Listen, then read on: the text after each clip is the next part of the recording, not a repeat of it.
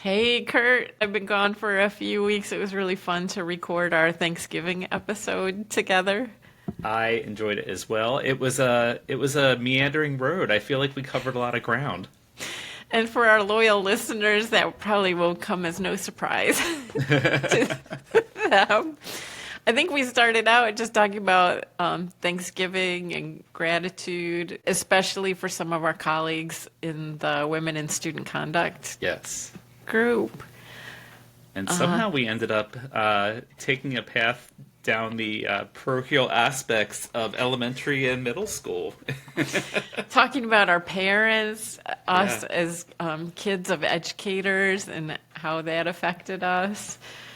And then it was really fun. We had done a parent episode for Halloween, and folks had sent us some pretty funny stories about scary parents. Yes. And we never got to that on the Halloween episodes. It was fun uh, just reading their reflections. I would love to do more of that. It's so fascinating to hear what other people are dealing with in this part of student or part of higher education. So, how It, how do we get more stories like that from people? Are you doing like putting a call out, or can they email them to us? I've been putting it, the women's group seems to be the most responsive. And it is just a group that over the years has been super supportive of all of us, like working on doctoral research and having a tough day stuff, needing help with policies. Maybe we could get more creative. And listeners, we'd love your ideas of where are those great stories living right now. Absolutely. Well, let's let everybody listen. A happy Thanksgiving to all of our listeners out there and enjoy.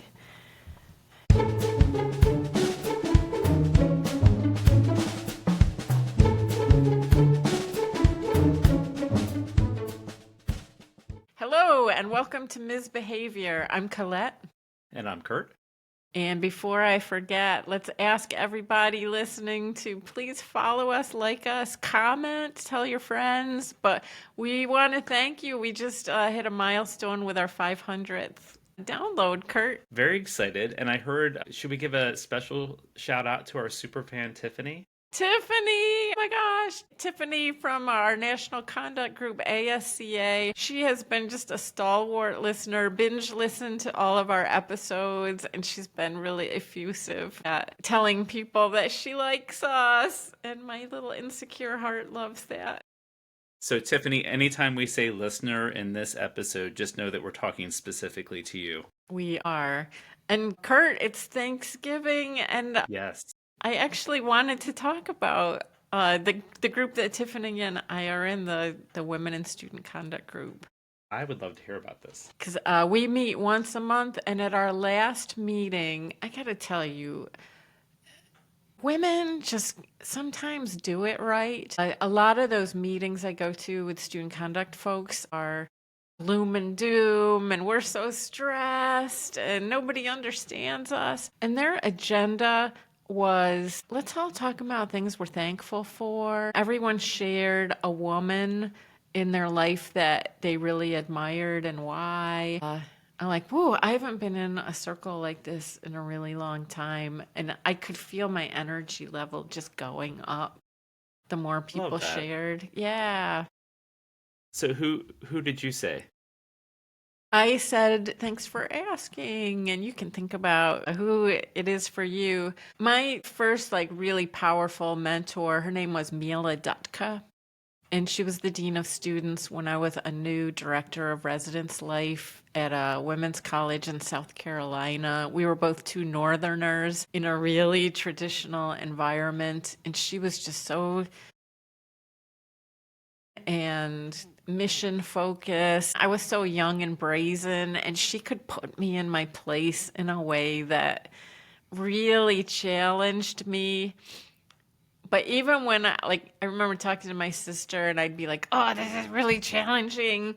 And if she ever said anything bad about Mila, I'm like, oh no, Mila is the best boss I've ever had. I still call her for advice. I've been Nice. thinking recently the only times I contact her are when I need advice and I need to just call and say thank you. I love that. Yep. How about you? Is there a woman in your life that really inspired you? I'm going to pick two. I will start with my mother, which may be a cop out in some regards, but my mom was an elementary school teacher. What always impressed me, she had kindergarten through sixth grade. She would stand at the entrance of the school every day and she knew every kid's name in that school. So that's two grades each of kindergarten through six, each with 25 to 30 students.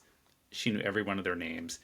She also was not afraid to go into the classroom and teach. So she would ask teachers if she could come do a lesson every once in a while too. So just that level of empathy of like you're not just doing a job, like you are there to care for these students, and obviously the first most important step in that is knowing their names. So there is that. And then my first boss in student affairs in college, her name was Cindy. And I remember when I got assigned to the area I got assigned to, and one of my friends was like, the supervisor there is like, she's a hard ass. And I was like, ooh, what did I get myself into? One of my favorite people to work for. And I think for me, it set a precedent that I like to work for people that have high expectations. And she always had the highest of expectations. I was 5 minutes late for the first meeting, and she asked me to stay after, and she said, "Don't ever be late for a meeting again." And I was like, "Oh." Uh, I think that set like a precedent for me for being like 10 minutes early to everything. But I also remember one time I made a flyer for a program on Print Shop. So this is like the 90s. And I was so proud of it. In retrospect, I think I literally just put the name of the program, the location and the time in like one font, and it was black and white, and I very proudly showed it to her, and she's like, that's a good start, you can do better. And um I took great pride in the final product, and it was to the point where people would come and ask me like, hey, can you help me make a flyer? So she didn't just do nice things for the sake of doing nice things. She challenged us all the time, and I love her for it, and I'm still in touch with her. But I like your thought of just reaching out and saying thank you for pushing me or being that person in my life. So yeah, very nice. I like that we're both drawn to people that were tough on us, Yeah. but I don't think we ever questioned whether they cared or not. I think she cared deeply. I think she could see potential in people and did not let them get away with anything less than their very best. Now I'm thinking, have I always lived up to that? I think you probably have. I feel more confident at sometimes than others. This topic is a great segue because last month we had a special Halloween episode Hmm. about parents. Yes. And the women in student conduct, they have a Facebook group. And I had put a call out because I was like, do we have enough stories about parents? Like, what was I thinking? They shared amazing stories, and we never talked about a single one of them. We had wonderful Jeff Shop on, Yes. and he had a grandma Goodness. story that blew us away. uh, but I was curious, Kurt, about parents in general. You and I both came from educator parents. And I was curious about other people in the field, whether how they grew up influenced their decision to go into student conduct or student affairs. I feel like we're arriving at like a Venn diagram almost of like personality type and background Huh? that leads people like, you were in residence life. Yeah. No, I do think, growing up as the kid of a teacher or principal, I think part of it was the dinner table discussions. I don't know if this happened at your house, but from a very early age, my parents would talk about what was going on in the classrooms. And sometimes it was good, sometimes it was bad stuff, sometimes it was like about a parent. And for a long time, it was very nebulous. But as we got closer to the age they were teaching, the discussions would be like, the discussion would start, and then my parents would look at us and say, nothing leaves this dinner table. You will hear stuff. And it wasn't just something they said once. They made sure every time, like, you cannot say this to anybody. And I felt like I knew a secret, and I felt like I never wanted to break their trust either. So I always held those things very close to me. but I think it also informed, in some regards, how I interacted with my peers. Like, I think it might make me more concerned for somebody that I maybe didn't have on my radar at one point, or it helped explain, like, why does that person act that way. Interesting. I don't remember my parents ever. So my dad was my school superintendent, and my mom followed him and supported his career, I think. And so sometimes she was a substitute teacher. Sometimes she had guidance counselor jobs, but it was sort of more transient. Mhm. I remember them talking about faculty members Yes. at the dinner table and but never students. Yeah, I think as they both moved into principal roles, it definitely shifted to discussions about the teachers. And I think my dad always said that the students were the easy part for him. It was managing the expectations of the teachers that really frustrated him, because at the end of the day, the students were just being students. And, they're doing what every 13 and 14-year-old does. But sometimes the teachers who had been there for 20 years were like 30 years, whatever, they had these unrealistic expectations of how students should act, or what he, as the principal, should be doing to respond to it, and not necessarily how they might, they're not reflecting on how they might adjust their expectations or how they might involve themselves in the situation to have it be a better outcome. Was this in the age? My dad was the spanker. When things Wow. got to a certain level, he would have to do the corporal punishment. No, this was post, just a hair past spanking. Doesn't that sound crazy? Colette, I remember being in second grade, and there was a kid in my class. His name is Kevin, and there were like, 30 Kevins at that point in time. Everybody was named Kevin pretty much. But we had a classroom that was right near the exit out onto the playground. And this kid, I don't know what he did, because he was like just a quiet kid, and I guess he misbehaved periodically. I remember one time, though, our teacher, who, he maybe was 6 feet tall, but back then, you're a second grader. He looked like a giant. He had a beard. He grabbed this kid by his shirt and lifted him up and took him outside, grabbed the paddle and went outside. And you've got the windows and we can all see what is happening. He puts him down on the ground, picks him up by his ankles, and starts paddling him. And it was like cartoon paddling. Like, there's stuff coming out of this kid, like lunch money, change, like toys, just coming out. And it seemed like it went on forever. And I remember thinking to myself, what did he do? I have no idea. But that kid never did anything after that again. And I just thought, I have never seen, I don't think my parents, I think I got spanked one time in my entire life, and it was legit. My mom told me not to run on the road, and I just ran out on the road. And I think it freaked her out, and that was the only time she spanked me. But I thought, I have never seen anything like this ever. It was wild. Wow. I feel like this is somehow relating to conduct. Like, I wonder how those Absolutely. moments for kids, like, changed them. I do remember in, I think, fourth grade, our math teacher had told somebody to be quiet or behave in his seat and gave him a warning and another warning. And then it was spanking time, and he had a ping pong paddle in his drawer. And the kid's name was Louie. He pulled Louie up to the desk in front of all of us, put him across his lap. And then Louie started fighting. And I was like, I didn't know you were allowed to do that with authorities. Like, I just thought you followed the rules. And Louie was not having it. And I remember he grabbed the stapler, and I thought he was going to hit Mr. Coons God. with the stapler. But it was the first time I ever saw somebody defy authority.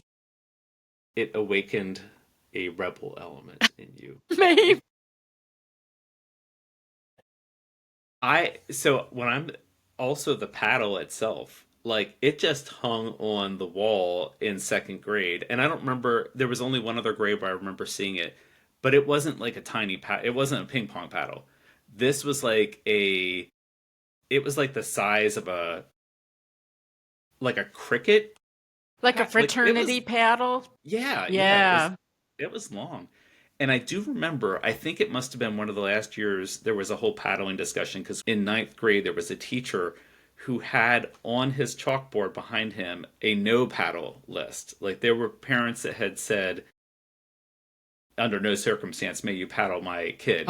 Oh, And he wrote their names on the board and they just stayed there all year. And I thought, like, what an odd, like, one, you're calling out that these students cannot be paddled, so it's like some kind of weird shame dynamic. yeah. But then on top of that, I was like, my name's not on that list. Like, could I be paddled? Like, it was this constant reminder that, like, hey, if you're not on here, just assume it could just happen. Like, and he was the other person that had the paddle. So like you look at him the wrong way, that could happen. No, I never saw him do it, but I thought it was the fact that it was there all the time, every day of the week to see. It was always front and center in my mind that this guy he was ready to paddle somebody. We had a music teacher named Mr. Bush, and my husband and we went to the same elementary school, and we both remember the bushwhacker, and it was a canoe oar. My God. And Mr. Bush, yeah, I saw multiple kids get the bushwhacker. Was it a modified canoe oar, or did he like Modified, I think, for more whack. I think it was like a sawed off, like sawed the off? handle, so he could get. Or he just takes 5 steps back and hauls off and man, that's brutal. Like cricket. So the guy who does my hair, Marcus, he and I were schoolmates in the same class, and he got the bushwhacker. And when I get my hair cut, we still remember. Like that was a thing that stuck in our memory from those days. Did he carve the names in afterwards? I'm trying. It's weird you say that. I think there may have been like notches in it, like Lord. notches in the butt of a gun. It is. How did we It's get? interesting. Well, no, I think it's very relevant though. I mean, just thinking about like, was there anything similar to paddling in higher education at any point? Like, I don't know the answer to that. I'm not a conduct historian, but it does speak, I think, just to the general sentiment about what's acceptable behavior in an education system. Paddling it feels so far outside of like, the educational process. Like, can you imagine like learning in an environment where that was just this omnipresent thing that could happen if you fell out of line? Like, you might have to go stand in the corner, but you could also be paddled. Like, Yeah, it was it's real. fear-based. Yep. Hmm. You said something about peers, like how you gained empathy for your peers when you heard your parents talking about some of the Yeah. issues that they were dealing with. And because I married a schoolmate, he has said he never would have dated my sister or me because we were the superintendent's daughters. Like we were off limits. I was off limits just because I was such a nerd. I put myself off limits, but the the relationship with authority, and I know that we do deal with that with students where I'm like, oh, I wonder if that's Professor so-and-so's kid who's showing up on this report. So Oh. we do deal with that in higher education, and some of them, maybe like me, have authority issues. And yeah, I've had to go into a colleague's office, I think at least once, to say, I just suspended your son. Did you ever have a teacher call you out on your behavior, like privately, and say, like, don't make me go to your dad? Or Never like the threat of to your dad. There was always that dynamic, I think, where some made some sideways comments. My dad was the person who made the decision about whether or not we got a snow day. And I Okay. do remember some sideways comments about that because We did not get very many snow days. Stingy on the snow days. Yeah. I remember one talking about her income, and this was like fifth grade, sixth grade, where she's just said, "My family never eats steak." And it was just this weird, like, So you're supposed to take that back to your dad and yeah. my teacher can't even afford steak. But I also remember my sister and brother, I don't think I did this. I think I'm being honest. They would weaponize the relationship. Like, I don't like, my sixth grade teacher and she targets me. And when I had those teachers, I was like, I thought that teacher was nice and I thought they were fair. So it's got to be hard for the parent. I'm having empathy for the parent, like having to, what do I believe? What do I not believe? Now that I know this, can I unknow it? Hmm. I had I was not popular by any means, so I got caught talking in class one time in seventh grade when my dad was in English class, and my dad was an English teacher down the hall. And so for me, it was like exciting that somebody wanted to talk to me in the middle of class. Uh, but the teacher kept me after and said something to the effect of, if I catch you talking in class again, I'm going to tell your father. And I was like, Oh, and I did not like that. And that night I went to my dad and I said, "Hey, this happened in school today. I shouldn't have done it, but I felt like the teacher was kind of threatening me with it." And I said it didn't sit well with me, those terms, but whatever a 13-year-old says. And I remember him saying, "Well, don't do it again." Uh, I'm glad I said something to him because I wouldn't want that held over my head for the yeah. rest of the school year. Like it was weird. So yeah, I don't know where I'm going with this. Well, if you talk to my husband, though, he felt like you and I would have had diplomatic immunity, Yeah. and that sometimes he got punished for things that other kids did who were in his friend group, and maybe he was peripheral to it, but they weren't going to punish Mrs. So and so's son. And so Rod was an easier target to make, teach the lesson to. Yeah. And I don't know if, yeah, I don't know how true that is, if maybe we all got off a little easier. But I know as a PK, listeners, that means principal's kid, preacher's kid. As a PK, I probably was a little rule follower just because I knew I had to be. But there was also the other side of that double-edged sword, which is I also don't think I often genuinely got credit for the work that I was doing. And it was typical with peers. Like I remember somebody in my class in fourth grade saying, "I bet it must be nice to have your parents do your homework for you." What? And I was like, "What?"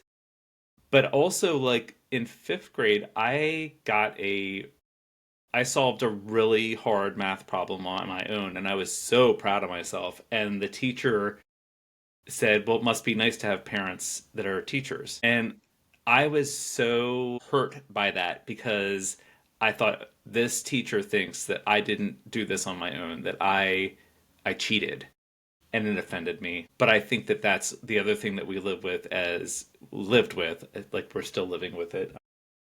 Yep. That you don't sometimes, I think, get credit for the work that you're doing. If you told that story on paper and I read Hmm. it, I would think we are lucky that our parents were teachers. Yeah. Even like grammar or things that I just grew up in a household that made us write properly. Not everybody has that. And so the privilege of having educators in our families is real, but Hmm. that sounds weaponized. I was also never invited to a party at any point in Hmm. high school. So I think when I was a kid, it was a mixed bag for me. I felt like I was treated differently because of it. But as an adult, to your point, I'm very thankful. There are things, grammar is such a great example because I don't always know grammatically why something is wrong, but I can't unsee it, and I know it's wrong. Like, and that's because of my dad and growing up always constantly correcting me, and I feel like it's just part of my DNA at this point. Yep. I have a daughter that did some higher education, and you've got girls that are heading Fingers crossed. soon on making those decisions. I'm thinking right now, I never thought I would have to do this, but I had to, well, I chose to make a call to a college, and I led with, and it was about housing. Just trying Okay. to figure out the housing system, and it was confusing to me, so I was sure it was confusing to Samantha. And I led with, I used to do this kind of work. I was in residence life.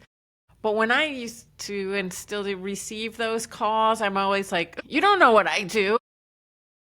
You probably called it a dorm. And I was trying to be super deferential, like, I'm not calling to accuse you of anything. I'm just like, can you help me understand this? Want to make sure that the housing bill gets paid on time. And when I hear from a parent that works in higher education, I get a little more nervous.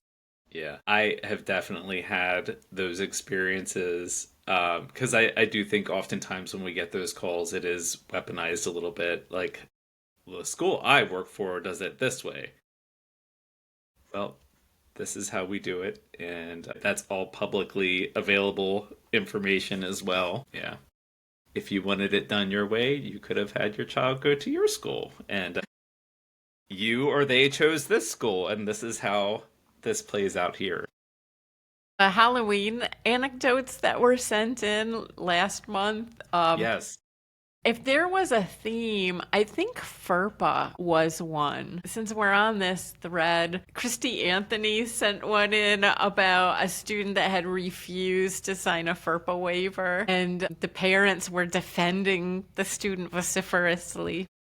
And is that the right word? I think so. It sounds right. Sometimes things I'm come here out of for my it. mouth, and my mother would, yeah, I have her like vocabulary voice in my head from the parent conversation. The parents were insisting to Christy that we trust our kid, but the kid had not signed the FERPA waiver. And Was somebody the else, kid also being honest about what had happened? Because well, I'm that's guessing, another story. yeah, I was going to say, because typically, in my experience, when people wouldn't sign, it wasn't in the name of protecting privacy, it was part of a cover up. Uh-huh. So, yeah. Brittany Gentry Orth sent one in that did deal with exactly that, where the parents were defending, and at their school they had allowed the parents to sit in the hearing. And she asked the student, "Did you run away from the police?" And the student said, "Yes." And she's like, "Well, that's why you had the evading police charge." And I said, like, wow, I love those brave students that actually will admit to things in front of their parents. And she said, though, that that student had denied it the whole time, right up until then. But FERPA seems to be an interesting. That could be a whole episode or two, I think. I mean, really, like, I love that, obviously, that FERPA exists, but it also, the complications of it, and students sometimes gaming the not signing the release form. Yeah. Yeah. Yep.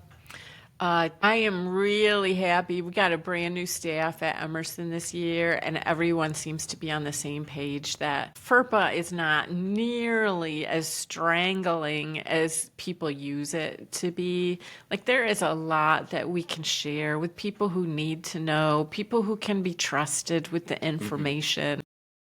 And so, even when students don't give permission, a lot of times there are lots of ways we can talk to families to help them feel in the loop. So I'm very excited about that this year. Oh, you know what? Our friend Tiffany sent in a Halloween anecdote. I cannot wait to hear this. Wonderful, Tiffany Shearling. You know, she just said she thought she was going to have one on the way that week because a dad had already showed up in her office without a FERPA waiver in their hand to talk about a case. So she was just anticipating that. But again, it's another FERPA thing. I think we should talk about that. Yeah, and that specific kind of scenario where a parent just shows up, for me, I think back to when I was doing conduct work would have been a worst case scenario for me because I didn't feel like I was old enough to have the authority to be doing that. So having a parent show up, that might have been like my parents showing up. Like that would have terrified me at some level. I see this constantly. They are going to stick to that lie because now they have another person that is implicated in their lie and they can't. If they say, like, you know what, I did run away from the police after this person has defended them. Mm, And I worry sometimes when people bring parents as their advisors that they have to stick to a story, even though the facts are so different. that's unfortunate.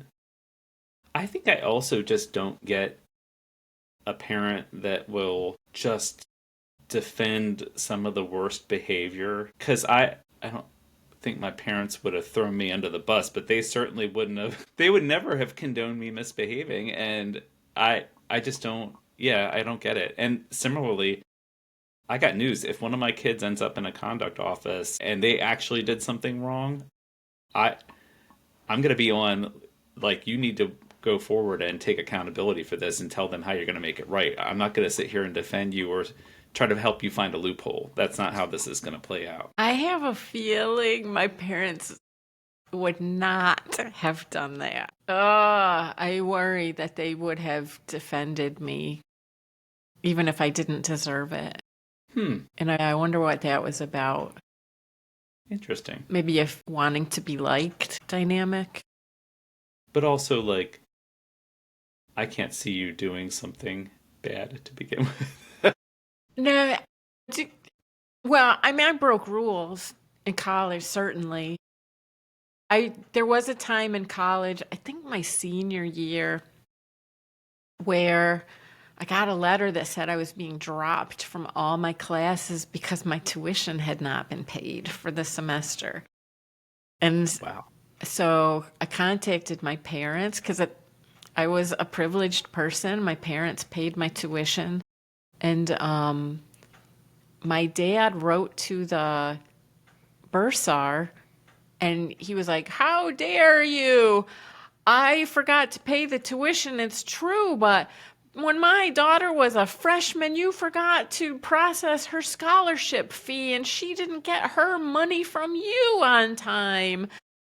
And they re-enrolled me in all my classes and I didn't think much of it at the time, but now I'm like, "Oh my God. Couldn't you have just sent in the check and said I'm sorry?" I do have a good story though here from Mandy Hambleton, who is my go-to person when I have Title IX questions. She's amazing, but she had kind of a happier one that she had a dad as an advisor in a hearing, and the student was being a jerk, and the dad slammed his hands on the table, and he's like, "This isn't the Casey Anthony trial. Answer the questions." I'd like to send that dad a thank you letter. I'll buy that dad a beer. So sad we didn't get to these on the Halloween episode because these are so funny. Love it. I'm so glad we have people sending in stories though. Gina Donato, she's another fan favorite for me from the University of Delaware. She said that after one of their sports teams was suspended for a few games, one of the parents of the players called and asked, "What am I supposed to do this weekend if they don't have a game?" And I responded, "I'm assuming you invited them all to your house for pizza and board games, yes?" She did not reply. That is an Perhaps they interesting. have another child they could helicopter about. I do have more and more friends now that are becoming empty nesters that are asking, like, "What am I supposed to do now?" I gotta tell you, I got a list. I'm here for it. All right. I'm ready. Go to New Zealand. Travel is definitely one of them, and Australia and New Zealand are bucket list. Yeah. Woo! Oh my gosh. Dude, we're 40 minutes into this. Wow, okay. Love it. Yep.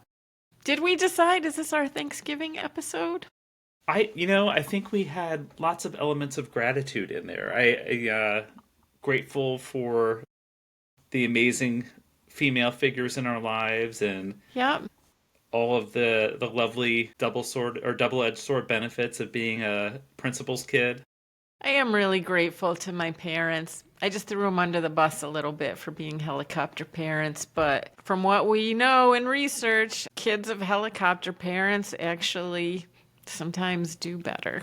It does make me wonder, is that a correlation or causation? Because I suspect that helicopter parents probably come from more affluent families that afford them the time to be able to helicopter. Yeah. It's hard to helicopter when you are, you know, working full time and possibly one or two jobs and have childcare responsibilities. So there's probably anybody working on a dissertation out there. There's a research study in there someplace.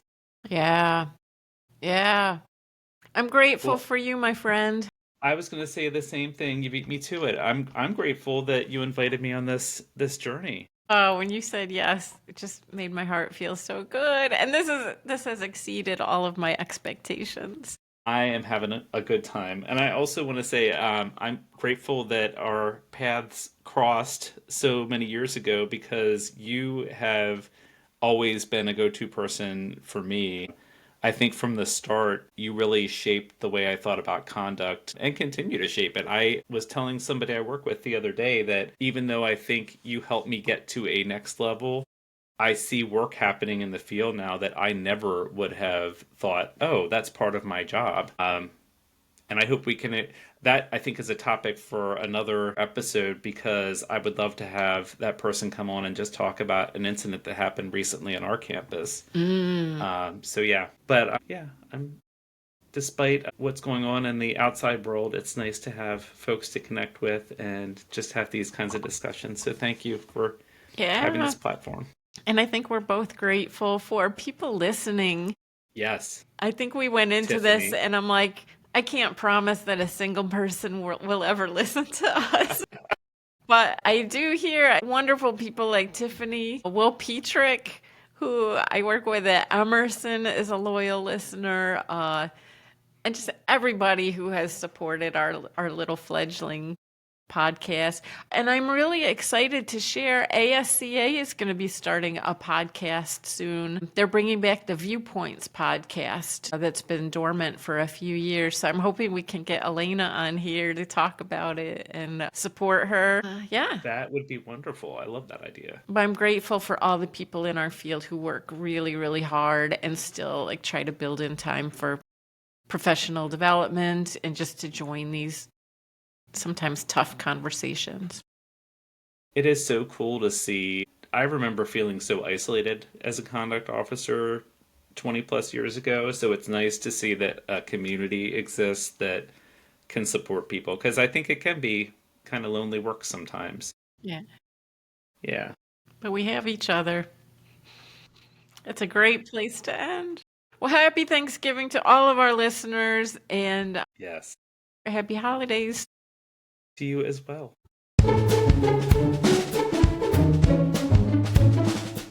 Misbehavior is written and produced by Colette Shaw and Kurt Doan. Theme music was written and performed by Kevin MacLeod from incompetech.com. You can contact Ms. Behavior at msbehaviorcollege@gmail.com. That's msbehaviorcollege@gmail.com.